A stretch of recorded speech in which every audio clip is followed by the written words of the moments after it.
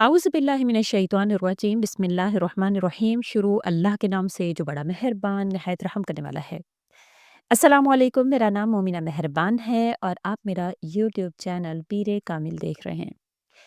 आज की वीडियो रमज़ानुल मुबारक में ज़्यादा आयतल कुर्सी पढ़ने के हवाले से है कि इसकी क्या फ़ज़ीलत हासिल होती है, क्या होता है जब हम ज़्यादा आयतल कुर्सी पढ़ते हैं रमज़ानुल मुबारक के महीना में। इंशाअल्लाह ताला मुकम्मल इसके वाक़यात ज़िक्र करूँगी, इसकी अफ़ादियत के हवाले से, ख़ास तौर पर रमज़ानुल मुबारक में पढ़ने के हवाले से क्या आपको इसके फ़ायदे हासिल हो सकते हैं, तो वीडियो को एंड तक देखिएगा। उससे पहले मैं गुज़ारिश करना चाहूँगी कि जितने भी सुनने वाले हैं कि अपना नाम कमेंट में लिख दीजिए। इंशाअल्लाह ताला जैसे ही आप नाम लिखेंगे तो आप हमारी दुआओं का हिस्सा बन जाएँगे इंशाअल्लाह ताला। अब चलते हैं वीडियो की जानिब। आयतुल कुर्सी कुरान पाक की सबसे अज़ीम आयत है, जो कुरान करीम की सूरह बाकरा की आयत नंबर 255 में मौजूद है। इसमें अल्लाह ताला की वहदानियत, असमत, कुदरत और कामिल इल्म का बयान हुआ है। अल्लाह ताला फरमाते हैं, अल्लाहु ला इलाहा इल्ला हुवल हय्युल क़य्यूम। इस आयत में अल्लाह ताला की सिफ़ात कामिला बयान हुई है कि वो ज़िंदा है, अल हई, सबको कायम रखने वाला, अल क़य्यूम, इसे ना ऊँघ आती है ना नींद आती है। ज़मीन और आसमान की हर चीज़ इसी की है। इसके इज़्न के बगैर कोई सिफ़ारिश नहीं कर सकता। इसका इल्म हर चीज़ को मुहीत है। ये आयत अल्लाह ताला की किब्रियाई और तौहीद को मुकम्मल तौर पर बयान करती है, इसीलिए इसे सबसे अजीम आयत करार दिया गया है। हज़रत उबई बिन काब रज़ी अल्लाह तआला से रिवायत है, मोहम्मद रसूलुल्लाह सल्लल्लाहु अलैहि वसल्लम ने पूछा, कुरान में सबसे अजीम आयत कौन सी है?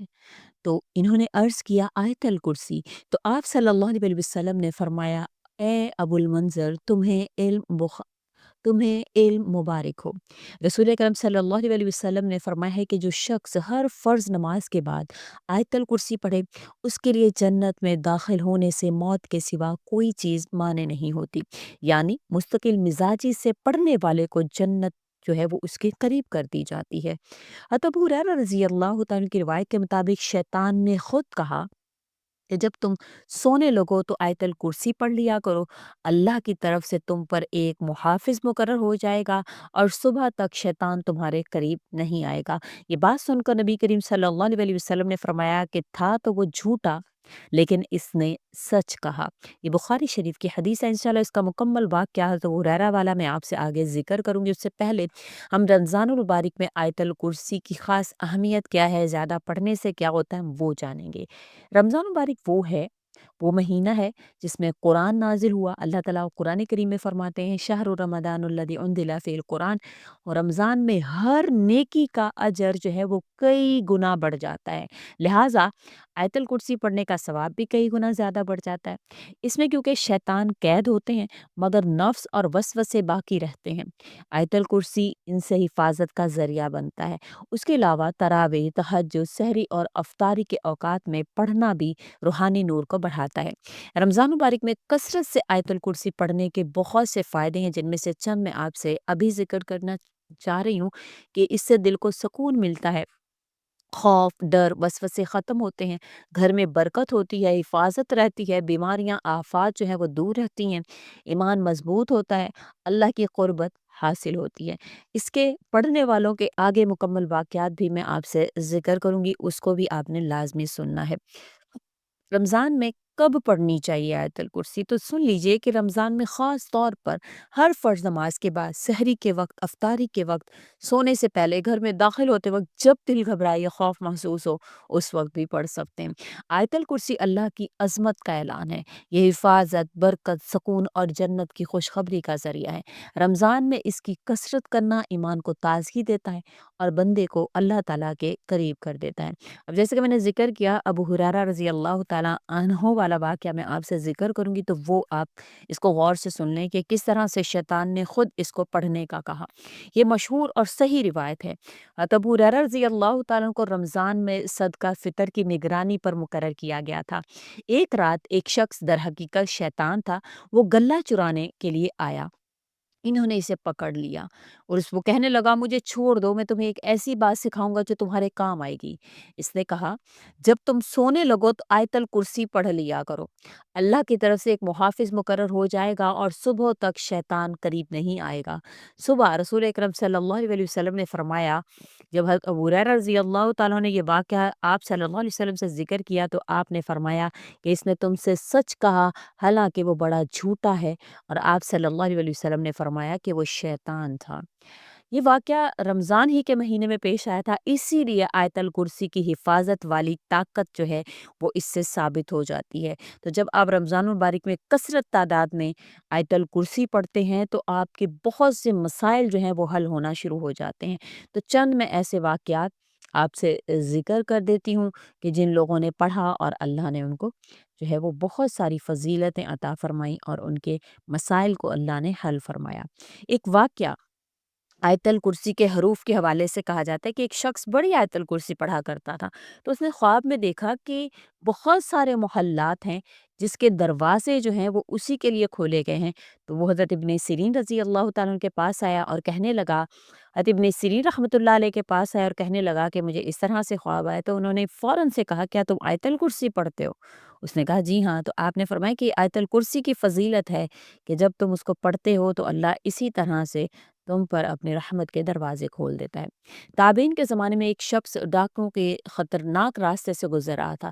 اسے کسی بزرگ نے نصیحت کی تھی کہ سفر شروع کرتے وقت ہر پڑاؤ پر آیت الکرسی پڑھ لے۔ وہ شخص بیان کرتا ہے کہ راستے میں کئی مشتبہ لوگ ملے مگر کسی نے اس کو نقصان نہیں پہنچایا۔ بعد میں ایک شخص نے اعتراف کیا کہ ہم نے تمہیں گھیرنا چاہا مگر تمہارے ارد گرد ہمیں ایک آگ جیسی دیوار محسوس ہو رہی تھی۔ اسی طرح سے جب ہم آیت الکرسی پڑھتے ہیں تو ہمارے ارد گرد ایک شیلڈ بن جاتی ہے، تو رمضان میں تو اس کا اجر اور بھی بڑھ جاتا ہے۔ تو اسی طرح سلف صالحین میں سے بعض لوگوں کے جو ہے وہ بیان میں آتا ہے کہ جب کسی پر خوف ہو، بے چینی ہو، بیماری غالب آتی ہو تو اس کے پاس آیت الکرسی پڑھی جائے تو اللہ تعالیٰ اس کی وہ بے چینی جو ہے اس کو سکون میں بدل دیتے ہیں، اس کی بیماری کو اللہ تعالیٰ شفا میں بدل دیتے ہیں۔ تو یہ جو یہ عمل قرآن کے عمومی حکم پر ہے کہ وہ جو شفا والی آیت قرآن میں بیان ہوئی، وہ ننزل من القرآن ما ہوا شفا و رحمۃ للمؤمنین، کہ اللہ قرآن کے ذریعہ مومنین پر جو ہے وہ شفا اور رحمت نازل فرماتے ہیں۔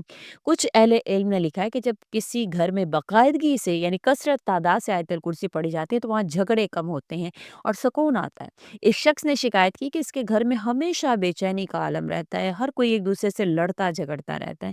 تو عالم نے اسے کہا کہ نماز کی پابندی کرو اور ہر کمرے میں داخل ہوتے وقت آیت الکرسی پڑھا کرو۔ چند ماہ بعد اس نے بتایا کہ گھر کا ماحول ہی بدل گیا ہے، ایسی سکون ایسی برکت گھر میں آ گئی ہے کہ جو بیان نہیں کی جا سکتی۔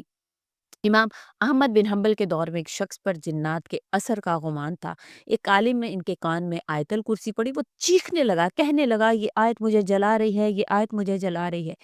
تو یہ روایت بعض آثار میں ملتی ہے، اگرچہ سند کے اعتبار سے مضبوط نہیں ہے، لیکن آیت الکرسی سے جنات جو ہیں وہ بھاگ جاتے ہیں، چاہے کسی پر اثرات ہوں، کسی کے گھر میں جادو کے معاملات ہوں، نظر بد کے معاملات ہوں۔ تو رمضان المبارک میں ویسے بھی اللہ کا ایک خاص کرم ہوتا ہے، تو انشاءاللہ جب آپ پڑھیں گے تو اللہ تعالیٰ آپ کے تمام تر مسائل کو حل فرمائیں گے۔ تو آپ نے اس کو رمضان المبارک میں کثرت سے پڑھنا ہے۔ آپ دیکھیں گے کہ کس طرح سے اللہ تعالیٰ آپ پر مہربان ہوں گے، آپ کے مسائل حل ہونا شروع ہوں گے، آپ کے گھر میں جو بے برکتی ہے وہ ختم ہوگی، اللہ رزق میں برکت دیں گے، آپ کے اولاد میں انشاءاللہ تعالیٰ آپ کے ہر مسئلے کا حل سمجھ لیں کہ آیت الکرسی ہے۔ تو اس کی خاص تر جو ابو ہریرہ رضی اللہ تعالیٰ عنہ کی روایت ہے وہ بھی رمضان کے حوالے سے ہے۔